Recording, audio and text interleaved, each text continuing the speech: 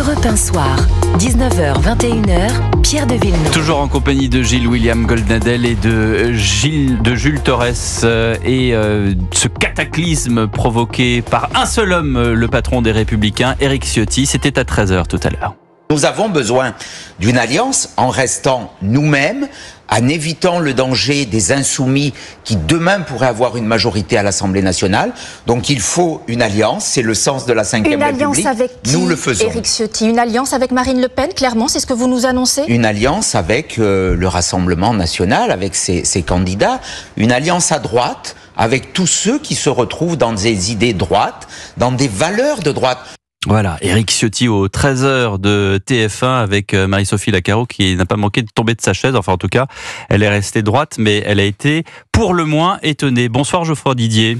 Bonsoir Pierre de Villeneuve. Merci d'être avec nous. Vous êtes secrétaire général délégué des Républicains. D'après ce que j'ai compris, vous n'aimez pas trop la salade niçoise. Non, parce que au 13h, Éric Ciotti a dit nous. Mais en fait, il aurait dû dire je. Parce qu'il a pris une initiative strictement personnelle, sans consulter personne, sans consulter les parlementaires, sans consulter le bureau politique, sans consulter les instances dirigeantes. Il l'a prise parce que manifestement il est en danger dans sa circonscription de Nice, puisque François-Xavier est arrivé 6e dans sa circonscription. Donc je crois que malheureusement, Éric Ciotti a été guidé par la peur de perdre sa circonscription, qui fait qu'il a décidé d'instrumentaliser notre formation politique à des fins personnelles. Donc il a fait un plat familial, alors qu'en réalité, il n'y aura qu'une part pour lui. Vous pensez qu'il va se retrouver tout seul ? Je ne sais pas, peut-être y aura-t-il quelques individualités qui le rejoindront, mais au fond, je ne me suis Guillaume pas Carayon, par exemple, le patron des Jeunes Républicains, qui visiblement le suit dans cette aventure. Il y a toujours des personnes qui sont prêtes à vendre leur âme pour une circonscription ou un poste. C'est vieux comme la Grèce antique. Mais au fond, je ne me suis pas engagé en politique pour cela. Je me suis engagé dans une formation politique dont les inspirateurs étaient le général de Gaulle, Simone Veil, Nicolas Sarkozy. Autant de personnalités qui, comme Jacques Chirac aussi, ont toujours refusé les combinaisons d'appareils, les compromissions et je vais même dire les collaborations avec l'extrême droite. Donc je ne vais pas effectivement accepter de me réduire dans cette compromission guidée par la peur et guidée par l'unique volonté de garder son fauteuil. Qu'est-ce qui reste des Républicains, Geoffroy Didier, après ce scrutin européen qui a été terrible? Et d'ailleurs, les projections de différents instituts de sondage donnent 250 sièges dans la future Assemblée au RN pour 50 sièges, 45-50 sièges pour les Républicains au maximum. Qu'est-ce que vous allez faire? Vous allez rejoindre une autre famille politique quand vous entendez Édouard Philippe aujourd'hui tendre la main pour rejoindre un grand parti, un grand bloc centriste? Est-ce que vous êtes partant? Non, je ne suis pas centriste, je suis de droite. Mais d'une droite qui n'a pas besoin d'être extrémiste pour être offensive, d'une droite républicaine qui veut rester indépendante. Mais elle n'existe plus, cette droite-là, Geoffroy Didier. C'est pas vrai, c'est pas vrai. Ce n'est pas vrai. Ce n'est pas parce que le président des Républicains a pris une initiative personnelle qui va contre ce que je vous décris qu'elle n'existe plus. Il y a des dizaines, des centaines, des milliers d'élus locaux. Il y a des millions de sympathisants qui n'attendent qu'une chose, c'est une droite offensive, républicaine, indépendante, qui réforme la France. Mais comment voulez-vous Et cette droite, elle n'existe plus depuis 2012. Comment est-ce que vous voulez la faire ressusciter, Jules Torres? Elle fait 7%, cette droite, Geoffroy Didier. Aux élections européennes? Oui. Eh bien, donc en fait, on se soumet à celui qui gagne. Non, c'est un résultat. C'est qu'en fait, on change de conviction sous prétexte qu'on serait minoritaire. C'est pas un tableau de mathématiques qui est sorti de nulle part. C'est le vote des électeurs de France, Geoffroy Didier. C'est 7%. Mais je le respecte. Oui. Je vais vous dire une chose. Ce qu'a fait Éric Ciotti, c'est tomber dans le piège que nous tend Emmanuel Macron. Parce qu'au fond, le premier responsable du chaos dans lequel nous sommes et qui est en train de mettre le feu au pays, c'est Emmanuel Macron. Pourquoi? Celui qui est responsable d'une augmentation de 1000 milliards d'euros de dette depuis 7 ans, c'est Emmanuel Macron.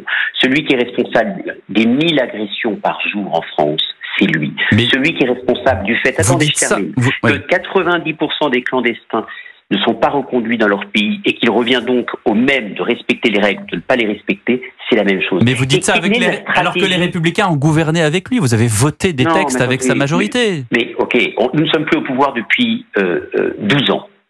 Donc ce n'est pas nous qui sommes responsables quand même de l'échec d'Emmanuel Macron. Mais quelle est la stratégie cynique politicienne d'Emmanuel Macron? C'est de faire en sorte que la seule alternative soit l'extrême gauche et l'extrême droite. Et Éric Ciotti, par son initiative strictement personnelle, est tombé dans le piège qu'Emmanuel Macron... Donc c'est après moi le déluge. Après moi le déluge, je me représente plus en 2027, donc tant qu'à faire, je vais mettre le RN face à LFI, ou en tout cas une grande coalition de gauche qui sera dirigée par Mélenchon. C'est ça le plan d'Emmanuel Macron, si je vous comprends bien. C'est ça votre interprétation, Geoffroy Didier?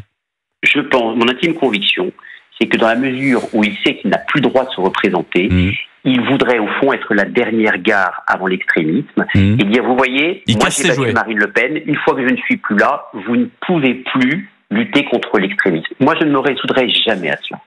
Et je resterai indépendant, je resterai vraiment pétri de cette volonté de réformer la France sans jamais céder à l'extrême gauche ou à l'extrême droite. Et je crois que nous sommes des millions à penser cela. Nous sommes des millions à vouloir reconstruire cette droite qui aujourd'hui effectivement est minoritaire. Mais bien sûr, parce que les solutions simplistes sont toujours tentantes. Toujours, je le reconnais. Merci beaucoup Geoffroy Didier d'avoir passé une tête par Europe 1 Soir, 19h38. Il est... courageux, Geoffroy Didier, de vouloir reconstruire une droite, mais ça va être dur et ça va être long. Comme il l'a dit, ça fait 12 ans qu'ils sont plus au pouvoir. Ils ont voté des textes avec Renaissance, et là, il veut reconstruire une droite. C'est difficile. C'est surtout très difficile de dire que c'est Emmanuel Macron qui choisit les oppositions. Non, j'ai plutôt l'impression que ce sont les Français qui ont décidé à hauteur de 32% d'accorder leur suffrage à Jordan Bardella, qui considèrent que sur les sujets de sécurité, sur les sujets de pouvoir d'achat, sur les sujets d'immigration, il est une meilleure opposition aux Républicains. C'est pas Emmanuel Macron qui a décidé ça. Ce sont les Français. Est-ce que, Gilles-William Goldnadel, les mots n'ont pas été dits? Est-ce qu'il y a une stratégie d'Emmanuel Macron, appelez ça comme vous voulez, pour sa haute opinion de lui-même, de casser ses jouets et de dire tiens, je vais mettre les extrêmes l'une face à l'autre? Je pense très sincèrement que la réaction d'Emmanuel Macron ne peut être vue sous un angle psychologique, pour être gentil, que comme une réaction gamine et narcissique. Franchement, j'ai pas d'autre explication. J'ai pas d'autre explication. Donc ça se tient, ce que dit Geoffroy Didier se tient. Oui et non, parce qu'on n'est pas non plus obligé. Il faut voir la réalité en face. Pardon de le dire. Geoffroy Didier a le droit de ne pas apprécier l'initiative personnelle d'Éric Ciotti, mais de la qualifier de collaboration, de perdre son âme envers l'extrême droite.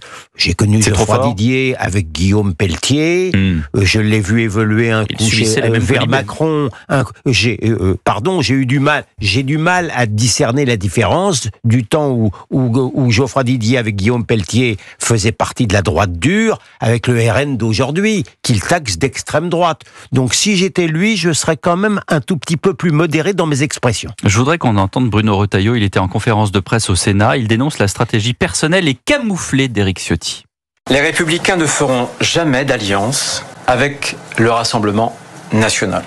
Nous avons des divergences idéologiques profondes. C'est à travers les dépêches que j'ai appris, je ne voulais pas y croire dans un premier temps, la décision que le chef du parti allait prendre, seul.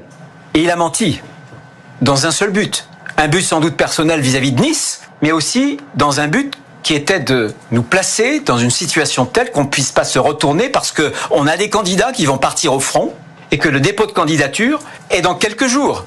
Donc tout cela, j'imagine, a été mûrement réfléchi, mais surtout mûrement camouflé. Mûrement camouflé. Je vous fais réagir dans un instant après le rappel des titres de l'actualité. Jules Torres et Gilles-William Goldnadel, et vous signalez également que Laurence Ferry vous donne bien sûr rendez-vous tous les matins dans Europe 1 Matin pour la grande interview Europe 1 CNews, et demain mercredi, ça sera la ministre de la Culture Rachida Dati. À tout de suite sur Europe.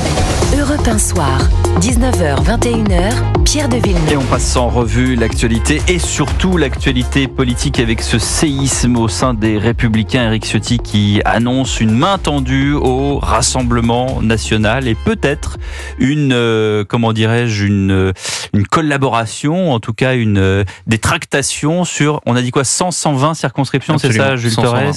On vient d'entendre Bruno Retailleau qui explique en gros que la stratégie de Ciotti, c'est moins les législatives que la mairie de Nice. C'est quand même terrible, après un vote des Français qui s'est exprimé, qui veut dire ce qu'il veut dire, on peut l'interpréter, mais enfin on l'a dit, on a redit ce qu'il en était, et que là finalement c'est non plus une vendetta personnelle, mais ce sont des petits arrangements entre amis. Ça va donc jamais se terminer en fait, cette histoire. Ce qui est bien, c'est que pour la droite, c'est une grande opération de clarification, parce qu'on assiste à quoi? On assiste au réveil des centristes, Jean-François Copé, Xavier Bertrand, qui sont plutôt favorables, eux, à rejoindre la Macronie. Jean-François Copé qui est centriste maintenant. Jean-François Copé, en tout cas, il veut un rapprochement avec le centre. Il croit pas du tout. Je l'ai connu sarkozyste. Oui, mais vous savez, les gens changent. Les gens changent. On a aussi donc des gens de droite qui croient encore qu'il y a un espace pour les Républicains. François-Xavier Bellamy, Bruno Retailleau, et d'autres qui pensent et qui ont essayé de créer un espace à droite. Éric Ciotti, qui est président des Républicains depuis maintenant 2 ans, et qui considère aujourd'hui finalement qu'il n'y a pas d'espace, et que le seul espace pour relever le pays, pour changer, mettre fin à ce macronisme-là, qui considère que c'est avec le Rassemblement national. Non, c'est pas juste un plat de lentilles qu'Éric Ciotti a accepté, parce qu'il faut beaucoup de courage quand même pour faire ce qu'il a fait. Là, depuis tout à l'heure, il subit des colibets. On dit qu'il a signé les accords de Munich. On dit qu'il a vendu son âme. Donc c'est quand même ça sur quelque chose qui est pas facile. Donc tout ça pour Nice, je suis pas tout à fait sûr. Et Laurent Wauquiez dans tout ça, qui devait sortir du bois en septembre comme un grand gaillard pour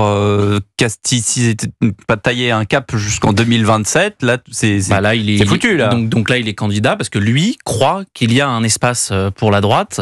Je sais pas s'il a raison, mais en tout cas, il va essayer de prouver pendant ces législatives qu'il peut être le ténor de la droite.